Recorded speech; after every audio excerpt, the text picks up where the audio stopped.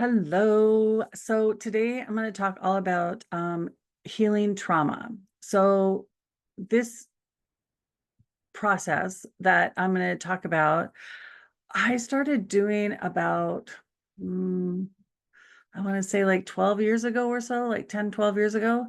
And I do not remember who I got it from. Part of it has been a download that's been adapted as information came over the years. But the initial one, I didn't make it up. I got it from somewhere, but I'm sorry, I don't remember. So the thing is that sometimes we have trauma or wounds. I'm going to actually use that word more, that we don't know where they came from.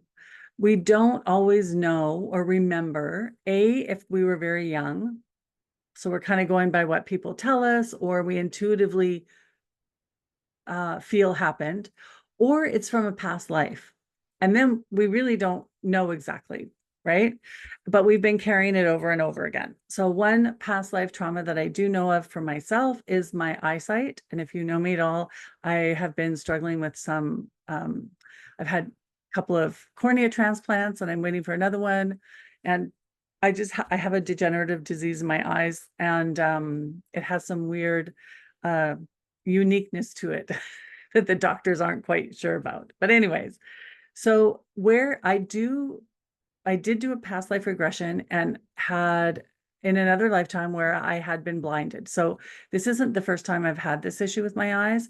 And I know that it has, and I feel or intuitively know that this has been more than two lifetimes. So I could use that. Or I could use the first time I used this process, I actually was trying to get over a breakup and it was taking me a really long time. And so I used this process. That's how it first came to me, was to use this process to get over, to move on and heal from this.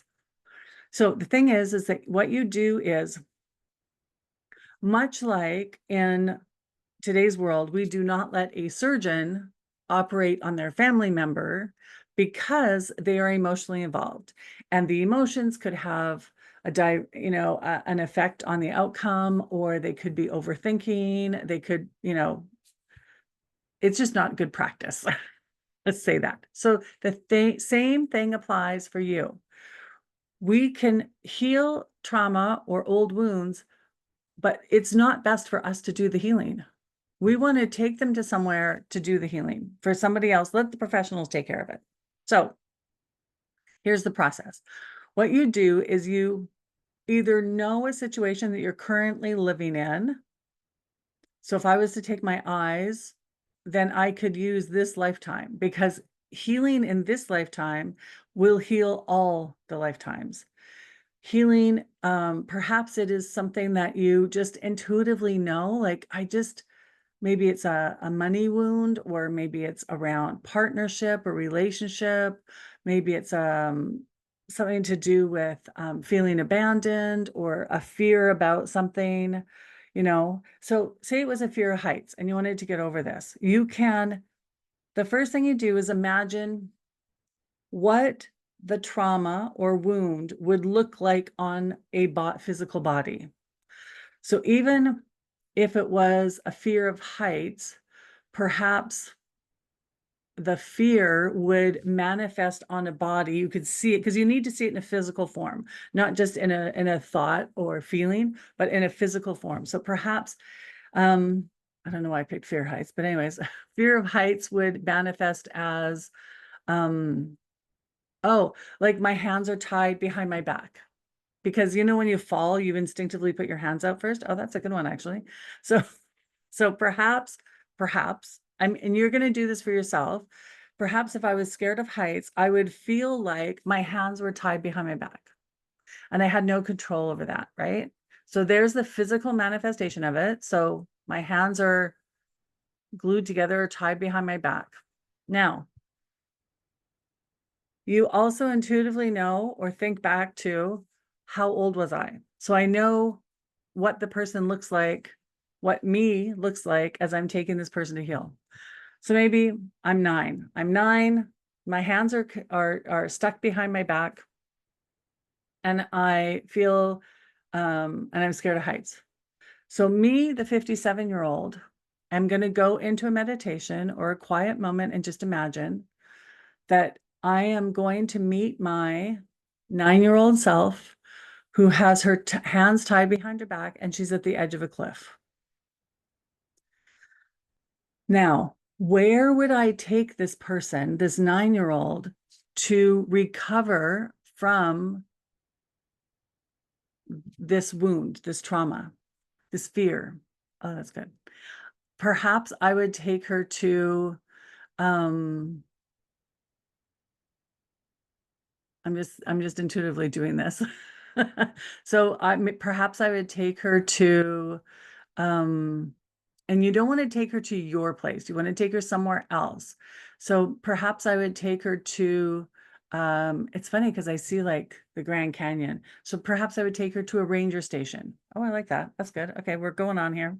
So I'm going to take her to a ranger station because I am not going to do the healing or the fixing. I'm going to let the professionals do it. So I would take her to a ranger station where they had a knife or scissors that they could undo the rope and she could have a warm blanket and she could be comforted like this. When I did it, the first time I did it for the breakup, I was in my 30s when I had the breakup. I was in my 40s when I did the process. And I took my younger self in her 30s to the hospital because the breakup made me feel like I got gutted like a fish. Not a pretty picture. So I immediately called 911 and we went to the hospital. Now, you're going to let the professionals do their work. Whatever shows up, where to take them is perfect. Perhaps it's the doctor, perhaps it's a shaman, perhaps it's a monastery, perhaps it's the ranger station, perhaps it's an ear, nose, and throat specialist. I don't know. Whatever the physical wounds look like, that's where you're going to take them to get healed. Whatever feels appropriate. When you drop them, you're going to drop them off. You're not going to hang around. Just like if somebody has surgery in the hospital, we get to visit, but we don't get to stay too long. So you're going to drop them off. And then the next day, so day 2, that's day 1 of the process. Day 2 of the process, you're going to wake up the next day and at some point you're going to go visit them. So you're going to just take 5 minutes of quiet time. Go back there in your mind, in your imagination, intuitively to where you left them. So for me, with the hospital, I went back the next day and the 30-year-old self had stitches and bandages and there were nurses looking after her. In this moment, I can go back and see my 9-year-old self and she's drinking hot chocolate and she feels so much better now. And her shoulders are getting, loosening up because they've been tied behind her back for a long time. And the rangers are nearby and watching after her. Day 3, you do the same thing. So you just keep going back until the earlier you has been healed. So for the hospital, when I first did the process, it took me about 6 or 7 days. And finally, I just went there and the 30-year-old me was sitting by the window, having lunch, no problem. She was healed. There was a little bit of a scar, but it was going to fade and I could take her home. So whenever now, I'm imagining that my 9-year-old self, it only takes maybe 3 days and she's all better. So it depends on how long maybe the wound has been there or how deep the trauma was or whatever. So you take the younger version of you to somewhere appropriate to be healed. You let the professionals look after them and you come back until they're healed. Then you can take them at the very end. You can do 2 things. One, you can ask the angels to come and get them, which may be appropriate for certain times, especially if it was a very traumatic experience and you don't want to go back. Your adult self don't want to imagine going back to your childhood home or wherever this occurred. You can ask the angels to come and get them and they will take them back to their correct lifetime and they will feel much better. Or you can take them back yourself. You can get it was funny because when I did this one, where I was with my 30-year-old self, I actually hailed a taxi.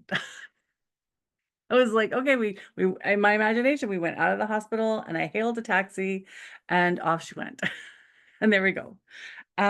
So the way to do it for past lives is to just intuitively know. You don't have to do some big past life regression. Yeah, it could be cool to do it for sure. Absolutely, if you want to.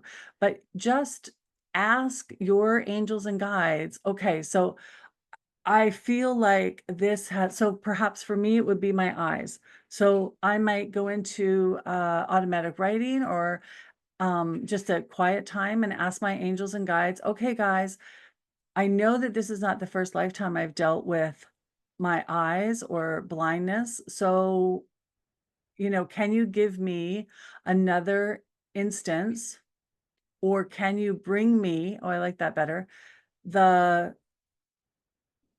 me in another lifetime where this may be appropriate for healing or the best, oh, I like that, the best life for me to heal this through. And suddenly will pop into your head, oh, 22-year-old and car accident. Or actually what occurred to me earlier when I was asking this was 4 and fire. So at some point, my 4-year-old suffered in a fire and with burns and went blind. So, so immediately when that comes up, I'm like, okay, great, take her to a burn unit. Like, let's get this fixed. So just intuitively ask, who is the me that is best to heal this through all lifetimes? Oh, I like that. Who is the best me, version of me to heal through all lifetimes? So don't take on the healing yourself. Take take the version of you to the appropriate professionals. Let them do it. It could even be that you're taking them to um a room in heaven and let the angels heal them. Whatever shows up for you, whatever feels right for you. And then watch the progression as they heal. Continue to come back, encourage them, love them, but you do not do the healing. Just like a surgeon doesn't operate on their family. I love this. Okay, so that's the process. Try it out and let me know what happens. Thanks. Mwah.